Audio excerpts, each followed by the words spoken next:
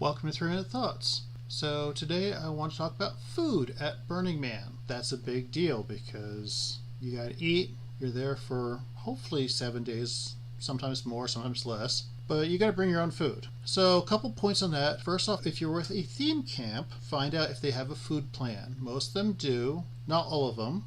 Some will only do one meal a day. Some will do all the meals. The one I've been with the past 2 times did all the meals, like every breakfast, lunch, dinner. I would still bring enough of my own food, which I'll get into, but that was a helpful thing is they had meal plans. Other camps, which I've been kind of with, like Hushville or Tar Pits, no, there's nothing. You had to take care of all yourself. So it all depends on where you're staying. Something else, I like to do a no fire, no ice policy. My belief is, even though I still get ice from center camp, just to refill the jug of water, so I have some cool water to drink, but I don't want to deal with much prep, and I don't want to deal with much spoilage. So a lot of the stuff I bring is dried fruits, dried nuts, canned stuff, something that doesn't take much time to prep and something that doesn't take much to clean up. You can just throw it all in a bin. And the reason for that is I just want to be on the go at all times, just ready to just take off. And if I have to sit and spend half an hour to an hour prepping food and then clean up afterwards, that's time I could be doing something and enjoying the experience of the event. Now, if I'm with a theme camp, I will help with the prep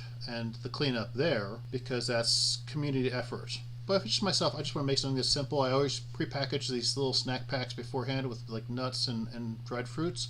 And then again, bring like MREs, not MREs, but like tasty bits. What are they called? The Indian food packets, things like that. Now, worst case scenario, there was one year I went and one of my campmates who was with me, I wasn't part of a theme camp that year, but I went with a bunch of people, and they had either had spoilage or they had forgotten food. So they were in an SOL type of a situation that they didn't have food. Well, they're handed in the event guide, which I don't actually have on hand right now. I'll show a previous video. Actually gives like various camps will offer food options that you can just wander up and get free food. And there's enough of them that if you are in a stuck situation, you can still fairly well eat all week long. I'm saying don't rely on this, but it's just something you can do. Like that year as well, we were camped right next to a grilled cheese camp. And every day, around lunchtime, even though I didn't eat grilled cheese because I had my own food, I still went there and got a grilled cheese just because it's something, a variety. And warm food is a lot more tasty on the playa.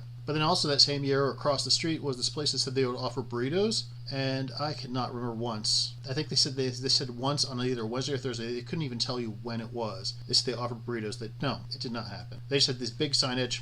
Didn't happen. So you just gotta take chances because some of the stuff at the events happens, some of the stuff doesn't. Just be diligent. Hopefully you can survive there. Those are my thoughts on food at Burning Man. Thanks.